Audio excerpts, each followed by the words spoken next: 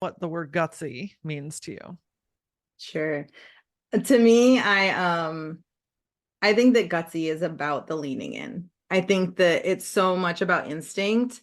I know that it probably, like, a lot of people talk about it being kind of like courageous and brave, but to me, it has so much to do with our instincts and going, you know what? Like, I know deep down that this is a path that I want to lean into. And so to me, gutsy is taking a risk, but it's taking a risk that's connected to that inner sense that we have. You're listening to the Gutsy Podcast, where we talk about all things real, raw, and ridiculous about running a business authentically. Whether you need an inspirational pick-me-up or a swift kick in the mental ass, the Gutsy Podcast is your bi-weekly guide to getting out of your head and back into action. I'm Laura Ora, branding and mindset coach for female entrepreneurs, and your host on this journey through entrepreneurship. It's time to fuel your gutsy.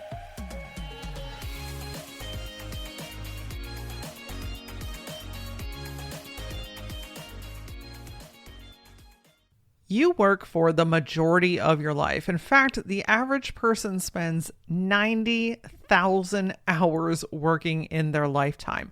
90,000. That's a lot of time to spend either doing something that you love or something that you dread every second of every day. Today, we're talking with career counselor Kali Wolken about finding work that not only pays the bills, but fills your tank instead of depleting it. Kali is a certified career counselor helping people explore career opportunities that align with their interests, values, and personalities.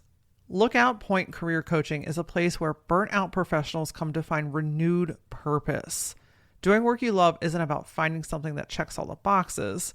It's about finding a path that truly aligns with your identity.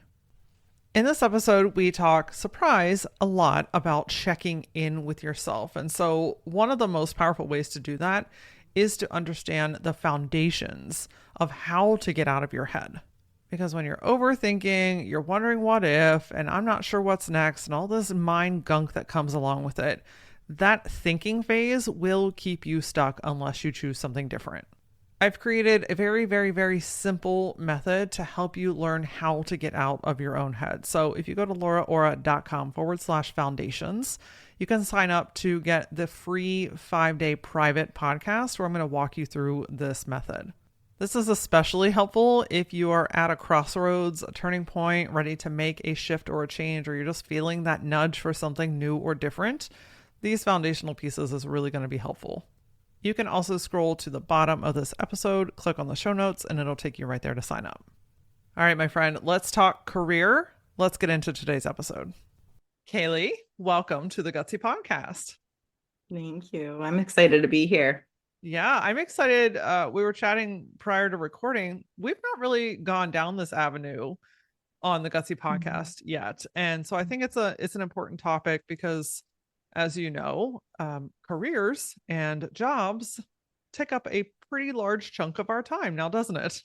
Yeah, it's like 2/3 of our life that we're in some form of a career. Yeah. So yeah, it's crazy. I read a statistic that said that the average person spends 90,000 hours working in their lifetime. That's a lot. That's Mhm. a lot of fucking time. Right? Like when you start to put it into those big numbers, it's like, holy shit, am I really using all of this time on something just to, sometimes it's like the crisis of just to make ends meet or things like that too. So, Yeah. Well, mhm. it's also a big chunk of time if you're not happy in what you're doing. So we can crack open a couple of those doors and present some opportunities for people to see and think differently. Mhm. So I am certain that you have your own version of a story and a journey. So I'd love to hear what has led you to where you are now today in your career. Yeah. So I always joke that I went from wanting to be a zookeeper to being a career slash life slash whatever you want to call it coach. Like basically I just help people find their purpose now. But it to me it's a path, right? Like so I started wanting to be a zookeeper because I loved animals. And then I learned they work on Christmas and that's just not okay with me. And so I was like, well, I can be a vet and work with animals. Logical next step for a child. I followed that path in my mind until I graduated high school, where then I went to college thinking, oh, I'll do like pre whatever. Ended up like taking a psychology class, like so many people do. I took a class and I liked this, and so I kept going. And so then I transitioned into kind of the mental health field. And in the mental health field, I started to do career work with people. And I joke that every part of my story is just a constant leaning into something, that it's like, okay, I wanted to do this, but this is a good one to lean toward. And okay, I wanted to be a vet, but oh, and I forgot to mention, I also realized as a vet, I wanted to help the people grieving lost animals. I didn't like, I loved animals, but it was the people I wanted to help. So it's always been a story of leaning in for me, trusting that instinct that I have to say, you know what, like this feels really good for me. This feels like the right place to go next, and trusting that instinct. So, yeah. I love it. I often talk about leaning in as well because it's just Yeah. it's following the curiosity. It's following that thing that kind of Mhm. sparks you in a different way. It's like, oh, Mhm. like what might be over here, and just giving yourself permission to explore what Mhm. that might be. I think a lot of people get Right. hung up in the thinking about that thing, right? Like you get that Mhm. instinct to want to lean, and then your brain's like, Mhm. well, how and when and what if and who and timing and all these other things that stop us. So Mhm. what has been working really well for you about leaning in instead of getting caught up in the mental trap? So I get caught in a mental trap in a different way. I tell people I think through my emotions. So I've got solid instinct skills. I've got solid, like, I know exactly what's going on and I can trace every path. But if you ask me to just feel, I start to go, no, no, no, I'm Mm, good. I'm going to explain why I feel this way. And so for me, leaning in is this process of saying, it's actually a thought process for me, in a way of saying, you know what, like I know every time I've leaned into this, it's been okay. I always joke with people, like, I'm also never going to recommend something unless research backs it up in some capacity. And so I've done a lot of kind of reading and researching where they talk about our instincts are actually more accurate a lot of times than our thoughts. And so mhm, we can usually, we can usually tell. They did a thing where people looked at two decks of cards and they took from a red deck or a blue deck, and they started taking from the deck that would gain them more money faster than they could explain why they were taking from that deck. It took them like 9 cards to figure it out, but it only took 3 cards for them to start switching. And so to me, I'm like, our instincts are more accurate than our thoughts. Our thoughts get in our way all the time. And so that's where my leaning in comes into play, where I go, okay, I have an instinct for a reason. What is it right now? yeah, our instincts are strong. I always say that your gut doesn't lie. it's Right? Yeah. it's that split second when you feel something before your brain kicks in is usually where the Hmm. truth really is. So Hmm. I love that you're using Absolutely. that.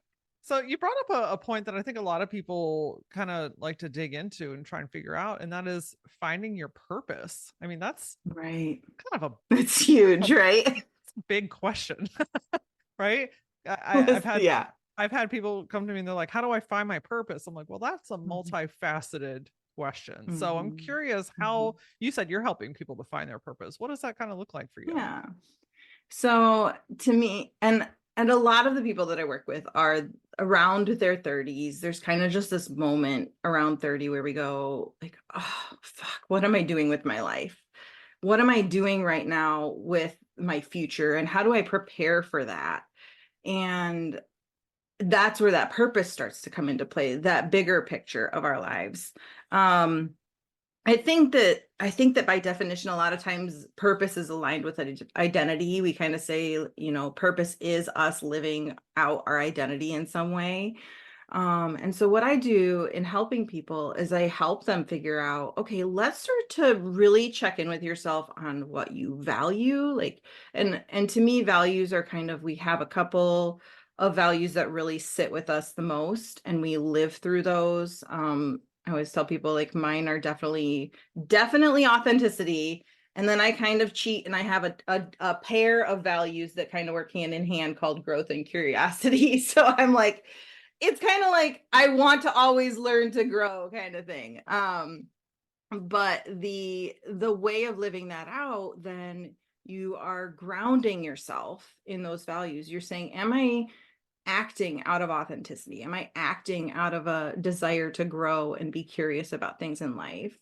And so as I help people, I help them start with their values, start with that place of what drives you, what's at the core of who you are, and how do we start to tap into those and recognize those as guideposts throughout your life? As we start to live our purpose, I actually, and this may be an unpopular no, it's not that unpopular now, but we don't stay in our careers for 20 years anymore.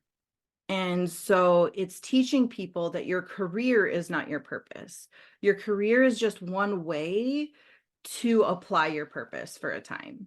And as you grow and your interests change or things in your life change, you're going to live out your purpose in the things that you do along the way when you're being true to who you are and true to those values within yourself.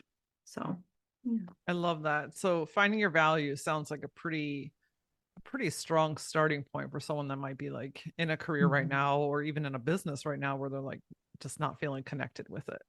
Right. Values are actually the number one determiner for career satisfaction. Like if we are not living in our values, we are not happy. Are there any prompts or exercises like how, because I think sometimes when you sit down you're like, okay, what are my values, and you stare at What the are my values? you sit at the Mm-hmm. stare at the paper and you're Mm-hmm. like, I have no idea where to even start. So what are some Mm-hmm. things to kind of get the brain going? Yeah. So my favorite is to go, you can probably look up list of values like in general, and there will be those generalized lists. Um, out there. I think Brene Brown has a pretty solid list of values out there too. But to me, checking in and figuring out your values, I start with questions like, when have you felt the most yourself?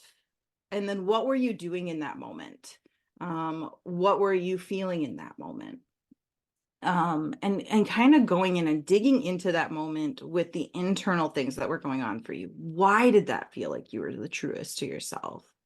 What were you gaining from that experience? And those kinds of questions are great prompts to help you go, okay, felt the most like myself. Or if we can't even get there, if we're like, I don't even know what the most like myself is, then maybe it's, when did we feel the calmest, or when did we feel the most confident, or the most happy?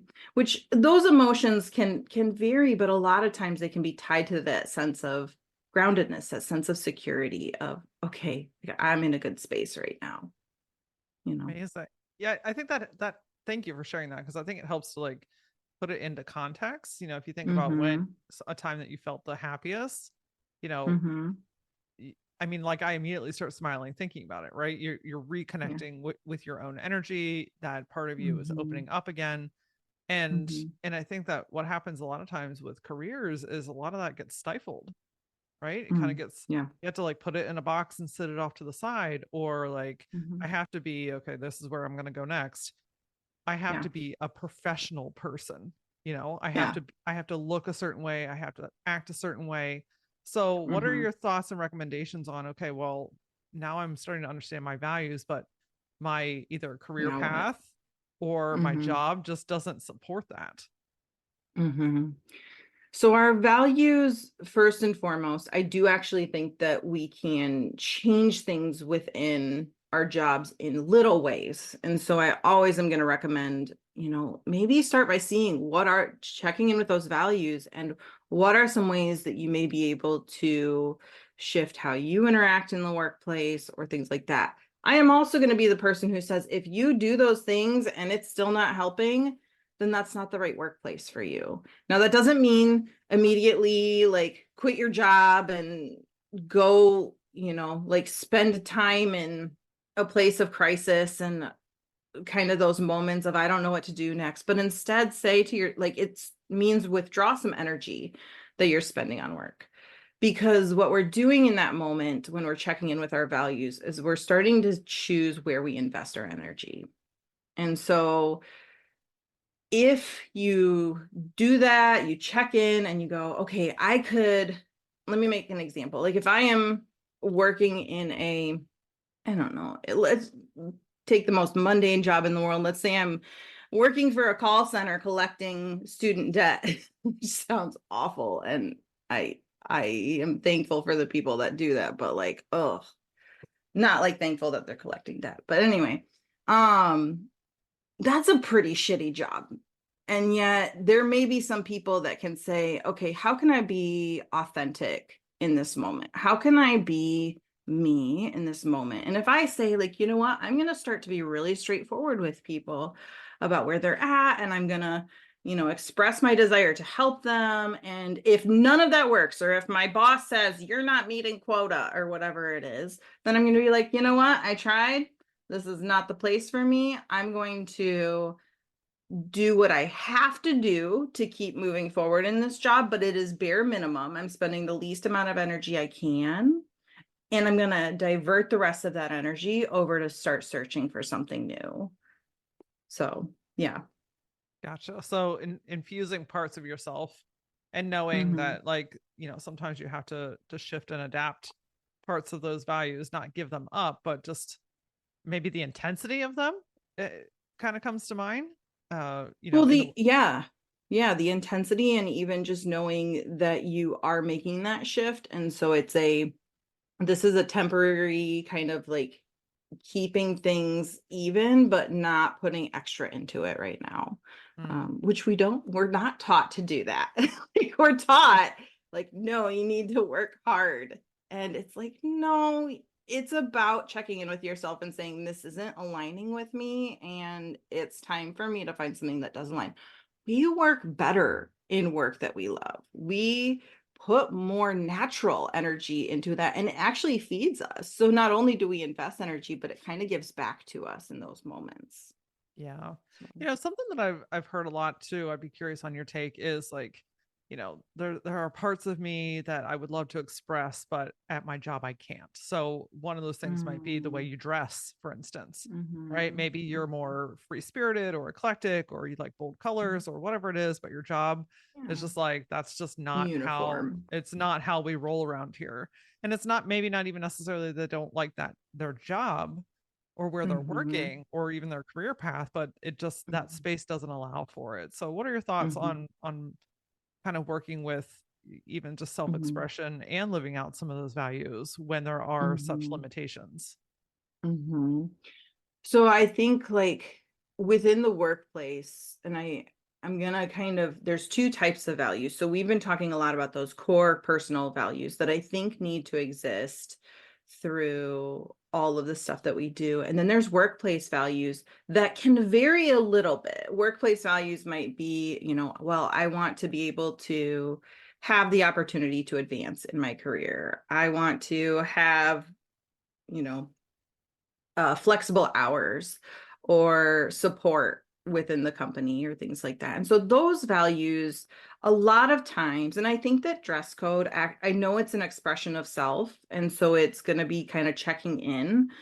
It's also important to check in with how it aligns with those workplace values. And there are times where we say, what are the most important workplace values for me? And then those are the non-negotiables. So if the most important is freedom of expression, then it becomes, okay, I need to find workplace settings where that is shown in the workplace. A lot of times we'll hear that interviewing for a company, we're also trying to interview them, and it sounds so cheesy, but we are. And I think a lot of times that's your opportunity to really lean into those places of workplace values and say things like, show me some examples of how you allow employees to express themselves within this position, or show me some examples of ways that people have advanced in the last year or whatever it is. And so those may change, but you pick whatever it is that's most important, and you kind of go down the list. And when you're looking for a job or a career path, um, you can sometimes go, okay, you know what? I hit two, but I missed the third one, or I hit the first and third, but missed the second. And then it's up to you to choose how important those are. If that's enough for you to say, you know what, I can take this job because those values are there, and I'll find that value in other places, in hobbies or in things outside of work. Got it. I love it. It's really about choosing the ones that are most important, the ones that would Mm-hmm. probably drain you or irk you the most if they Yeah, were not yeah. if they were not present, and choosing Mm-hmm. something that fills those. So another question that comes up is, I'm just rolling through them here because I just know that this is a topic that really, really gets to a lot of people. And this Mm-hmm. particular topic is about, you know, it pays the bills. You know, Yeah. I've gotten to a place, I'm comfortable with this lifestyle. I want to maintain this lifestyle. You know, I don't love what I do, but it pays the bills and allows me to do what I want to do. Mm-hmm. That's such a stuck thing. I mean, I'm guessing you hear that a lot. Is So that many, yeah. Yeah. The reason people get stuck is often the pay. And there's a term called golden handcuffs, that it's basically this idea that the perks of a job are what keep us locked into the job. And so people might say it pays the bills. They might also say this is the best insurance plan that I've had. And because of those things, it's very hard for people to step away from those positions. Um, One of the things that it becomes a kind of a weighing pros and cons. I always say it's not just a pros and cons, because we hear that and it's like, well, there's 3 pros and 3 cons. What do I do?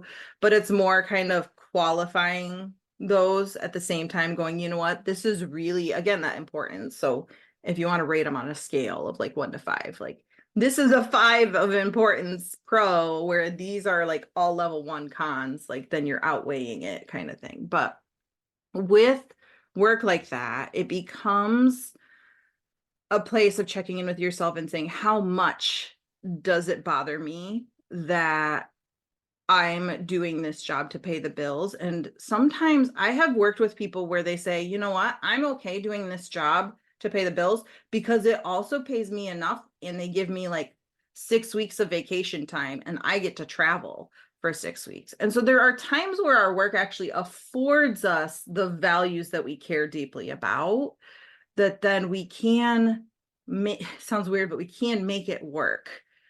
But I always want to encourage people, like, really check in with yourself and say, is it the fear of leaving that's keeping me from looking for something else, or is it the gains I'm getting? You know, is it that it's giving me a lot of opportunities to live the life that I want to live? hmm. And what do you recommend for people that are like, you know, I It's just the fear. it's the fear. It's Mm-hmm. I'm afraid to leave. I'm afraid I'm not going to find something. I'm afraid I'm not going to be able to maintain the lifestyle. I'm afraid I'm not going to be Mm-hmm. able to pay the bills. But I Mm-hmm. know I don't want to be here. What do you do? Mm-hmm. How do you coach people through that? Yeah. So first and foremost, we check in with the fear.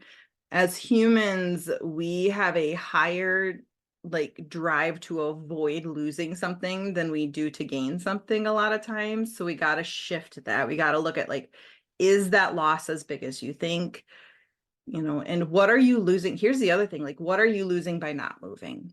Mm, And so really looking into those two pieces of, where is that fear coming from? How do you know? Like, checking in and saying, how do you know that that's true? How do you know that you won't find something else that is better?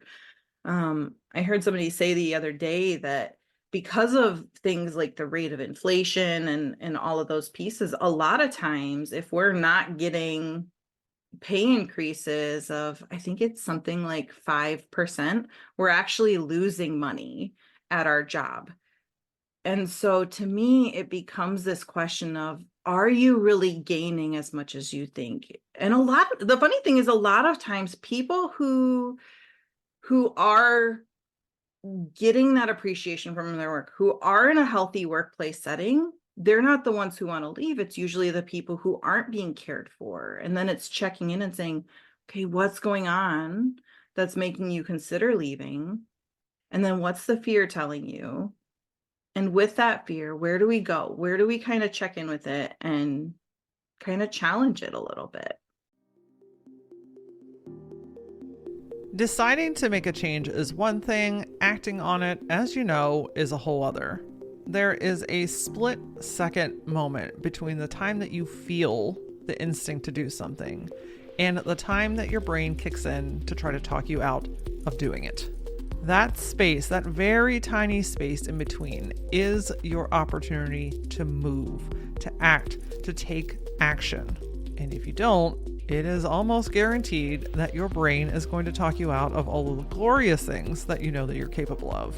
So, how do we shift this? Well, I have created a free 5-day podcast for you. It teaches you the foundations on how to get out of your own way. It's going to help you honor that instinct and help you to take movement forward towards the thing that you actually want instead of continuing in the perpetuating thing that you keep thinking about moving away from. It's free and it's instantly available. All you got to do is either scroll to the bottom of this page and click on the link, or you can go to lauraora.com/foundations and I'll send you the first one instantly.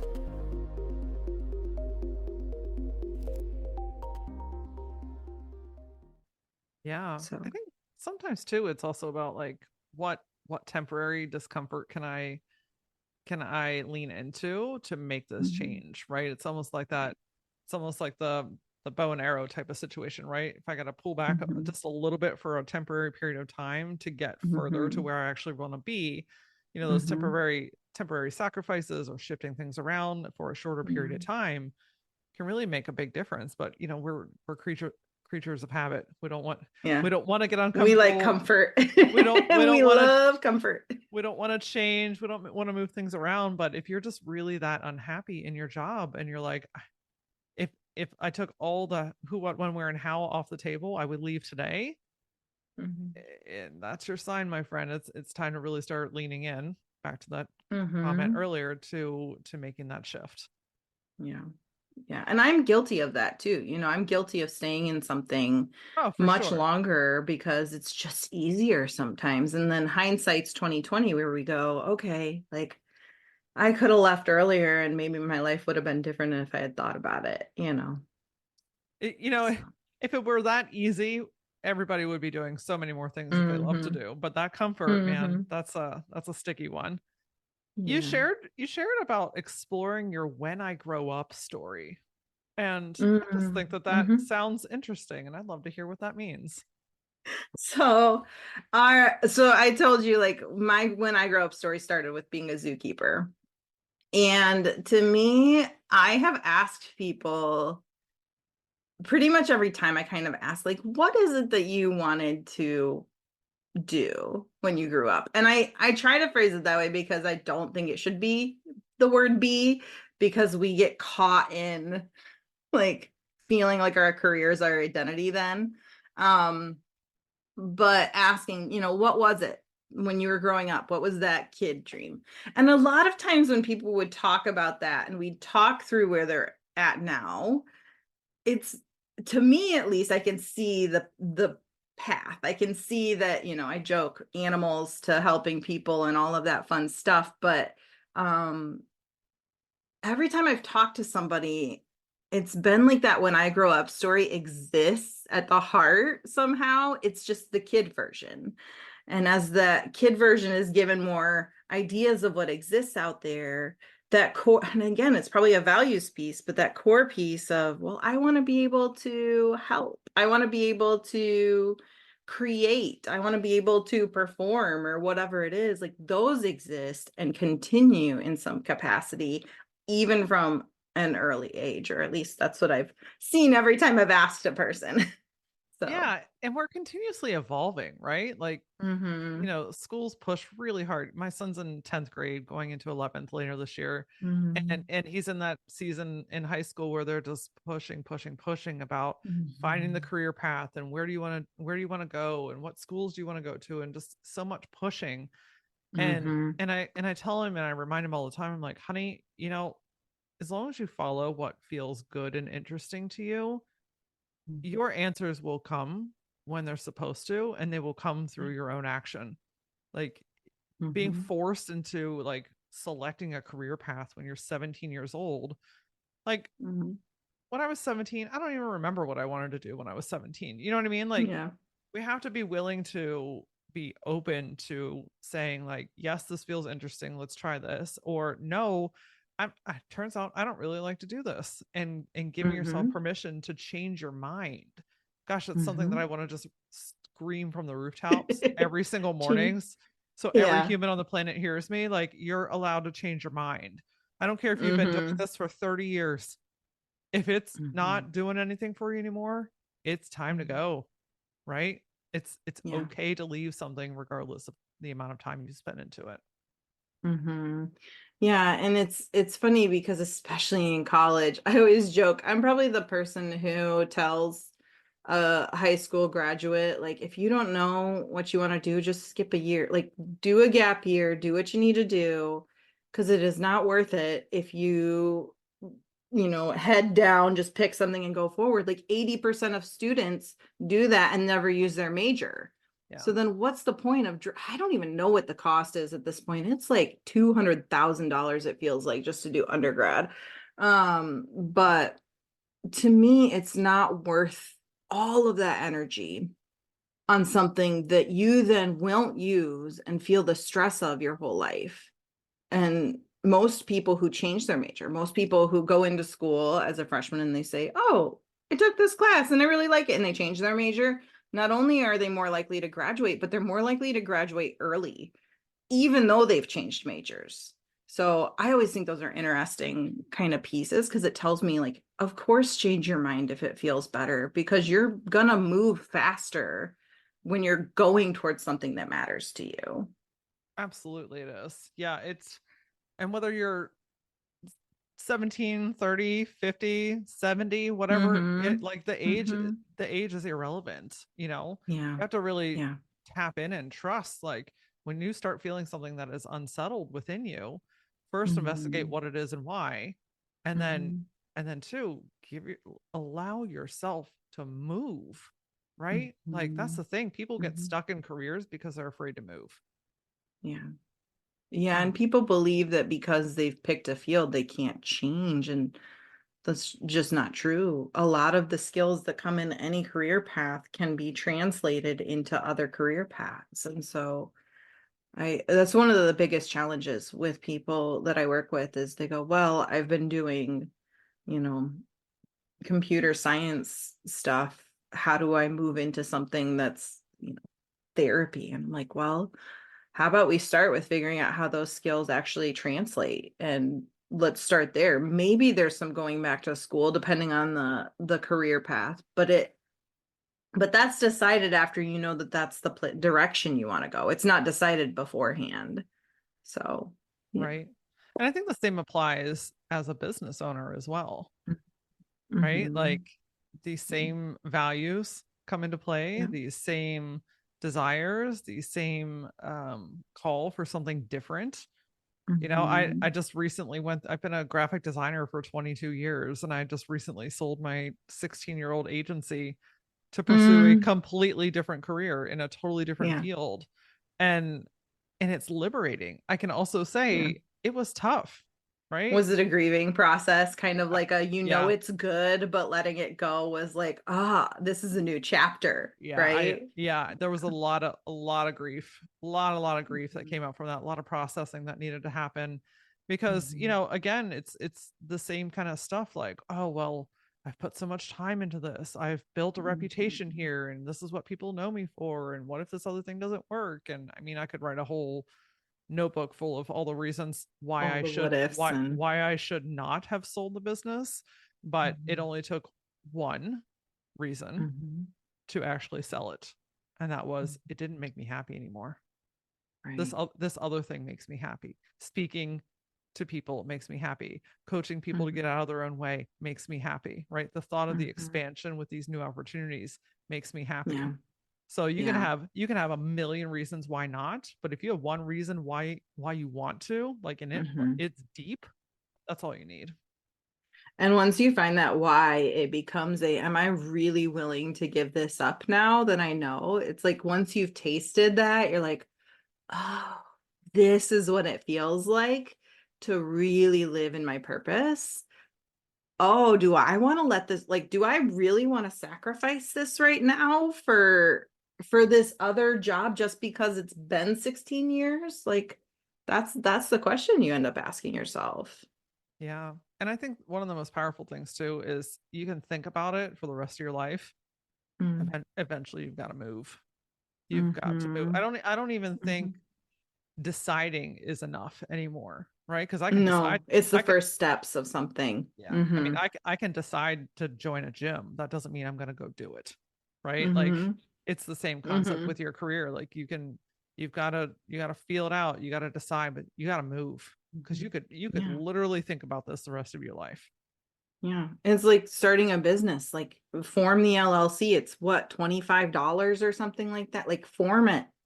You don't have to do anything with it immediately, but form it because that's a step. That's a really small and easy step. I think people get scared of that one, but it's like super easy.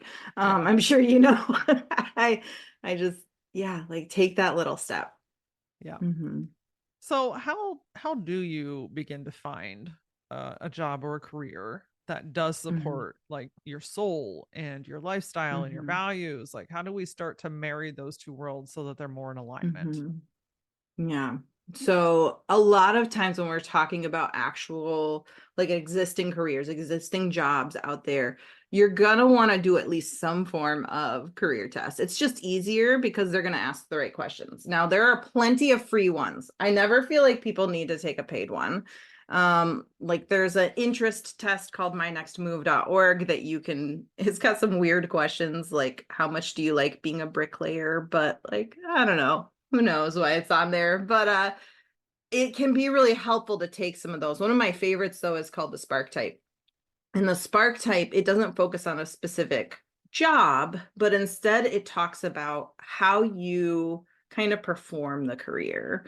And so a good example of fictional characters, but like you think of, Miss Frizzle and Mr. Feeney. They're both teachers, right? Like we both recognize them as teachers. And yet Miss Frizzle does not teach the same way that Mr. Feeney teaches. And so they perform their teaching very differently. And the Mhm. Spark Type kind of talks to that. It says things like you're going to perform your role in your work in different ways. And there's going to be ways that that just brings you to life. And then there's going to be other roles that just take all of your energy. It doesn't mean you should completely avoid them. It means that you can know when you're feeling exhausted, it's because you had to step into an essentialist role where you're organizing, where another person is like, oh, give me the essentialist role. I love organizing. So, that's one of my favorites, but the career assessments that are out there, like My Next Move and Spark Type, are great places to start because they start to tell you, okay, what are the possible directions I could go right now with my interests and with kind of that role piece. I am not a huge fan of skills assessments, and that's, I don't know, some people may feel differently, but when we're trying to transition to something new and when we're feeling burnt out, our confidence in our skills is usually pretty low. And so I don't feel like those are usually accurate, like answers that we give in those moments. Um, so I feel like the two I do is interest in the roles because they can exist no matter where we're at and how we're feeling. Right. So these career assessments is a great place to Mhm. start. And then with that information, where do we go from there? So then we start to talk through like the My Next Move will actually give you a list of Oh, cool. suggested careers based on them. And they categorize it by like job zones 1 through 5, meaning like level of training needed to jump into that job. So job zones 1 are like you don't even need a high school diploma. Job zone 5, you need like a PhD or something, some kind of specialized training. And so it'll tell you all 5 of those and kind of give you some ideas. And usually what I do at that point is I check in and ask, how are these looking for you? How are the job zones? Like are there some that look better than others? Do you feel good about, a level of training? What do you feel about the results that are showing up? If people are saying, oh, this just isn't fitting me, usually I'm going to go back to the the assessment that they did and we're going to look through like the results. So the results are categorized by like artistic, social, careers. So like a creative based career, like interacting with other people type career, that kind of thing. And so we'll check in on that and go, are any of these feeling like they're not accurate? Because it gives you like definitions of each And so we can change, you can actually change the scores if you go, oh, this isn't actually accurate. Like I hate artistic type stuff. And I'll be like, okay, like let's maybe lower that one and, put another one up a little higher and see if it changes. You're kind of flubbing with the results, but it's more to kind of explore and see. Um, the other thing though that I'm going to tell you is as soon as those results pop up, usually people's brains start going, oh, I also thought about doing this other thing. And then there's that lean in where I go, okay, where is that coming from and what stopped you? Like, what are the things that have stopped you from pursuing that path? And then we talk through those kind of obstacles that they've hit, whether it's been family telling them, that won't make them a lot of money, or it's been maybe a belief that it's not really in their area, like where they live, so they don't feel like they can find a job in that or whatever it is. But it's usually at that point, like something sparks and they go, oh, I've thought about doing this one thing. And that's where I kind of lean in and go, okay, let's talk more about that piece too. Well, like So, you said earlier, especially when you're in a point of transition, oftentimes the confidence is low. You're just the mhm, way that you're looking at things is a lot more narrow. And so mhm, to think bigger in that mhm, moment, it's like that question when someone's like, oh, what are you working on right now? And your brain like goes blank. Like I know I'm mhm, doing 100 different things right now, but I don't remember any of them in this moment. And it yeah, sounds like that's kind of the same situation, right? Like I might yeah, remember, I just right now I don't have the capacity to mhm, reconnect with that. So the kind of skills test or the career test rather helps to mhm. get that it's momentum, right? We're moving some things Right. around. We're starting to play with that curiosity again. Right. And if people want to be a little bit more kind of open-ended with exploring and not do an assessment, the other question you can ask yourself is imagine that all resources are unlimited. You have all the time in the world, all the money in the world, all the energy in the world. Like imagine you have unlimited resources to that. What would you be doing right now? I will use that question in addition to those assessments because some people do better with the concrete, like, how do you feel about this, etc. And some people need the ability to imagine. And so giving both sides of that and saying, let's imagine everything is unlimited. What would you do? And I don't care if somebody says, I'm going to lay on the beach all day because we're going to talk about, okay, why? Like, what is it about laying on the beach that you like? Well, I just like warm and sunny areas. Okay, let's talk about, where you live right now. Like, you live in Seattle. That's not really a warm and sunny area most of the time. Like, is that possibly contributing to how you're feeling? And really, I don't think any answer is silly. And so it just becomes getting curious about, okay, what brought that answer into your mind? And how do we apply that to what's going on deeper down inside of you? Mhm. So much of what you've shared today is it's just about self exploration, right? Well, and permission, Yeah, so much permission.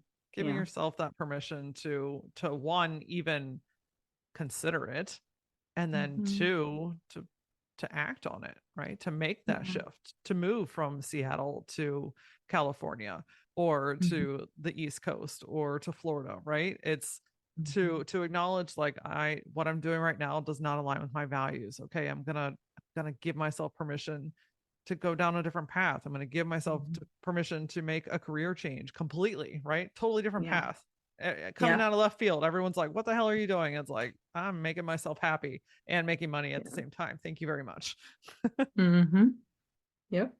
Any parting 100%. advice, Kaylee, before we wrap up today's session on finding a career that really just supports who you are and what you really want to do in this world? Yeah. So I think it's been kind of thematic through all of this, but it is that sense of permission to be curious and lean in. I just think that to me, there is no harm in thinking about what it could be, in thinking about what's going on inside of me. What is it that I'm longing for or dreaming about? What is that ideal life that I have set for myself and how do I get there? Because I think we're afraid of never getting there, but the reality is that if we always shut down that dream, we're not going to get there anyway because we're not thinking about the how. And so I just want to encourage listeners, like give yourself permission to just dream, to think about it for 30 minutes today. I love it. It's a path of its own. And if you want to take it one step further, do the Pinterest board, right? Or do the journaling To the Pinterest. Yeah, the vision or board and something that gives it a little extra context. Because when you start really feeling what that might feel like, man, that energy field just radiates in a whole new way. Oh yeah. I know that people are hungry for guidance and support in the way that you offer. So what's the best place for people to find and connect with you?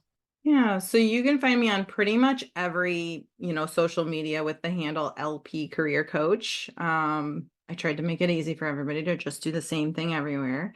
If you want to get in touch with me, you also can always go over to my website, which is just mycareercoach.online. And yeah, those are the best places to find me. I'm also always happy to answer questions. If people just want to shoot me a quick question on something, if I can answer it quickly, I will. So yeah. Amazing. We'll make sure we put those links in the show notes so people can connect with you. And I'd love to know what the word gutsy means to you. Sure. To me, I think that gutsy is about the leaning in. I think that it's so much about instinct. I know that it probably, like, a lot of people talk about it being kind of like courageous and brave, but to me, it has so much to do with our instincts and going, you know what? Like, I know deep down that this is a path that I want to lean into. And so to me, gutsy is taking a risk, but it's taking a risk that's connected to that inner sense that we have. So I love it. Amazing. Thank you so much for sharing your knowledge with us today. We spent a lot of time working, and we might as well love or at least enjoy what that is, because it's a huge part of our lives. So thanks for the work that you do. Yeah, thank you. If you have been feeling a nudge for a change in your job, your career, your industry, or your business, my friend, I want you to trust that. Please don't settle for something just because you know it. Give yourself the opportunity to explore something that might add so much more vitality, finances, bring so many more of your values to the forefront in your job and in your career. Lean in, make the change. I promise you, you'll figure it out. I'd love to hear what you took away from today's episode. So if there was something that resonated with you, come say hello. I play the most on Facebook, TikTok, and Instagram. You can find me using @thatlauraora. And as always, until I see you next time, stay gutsy.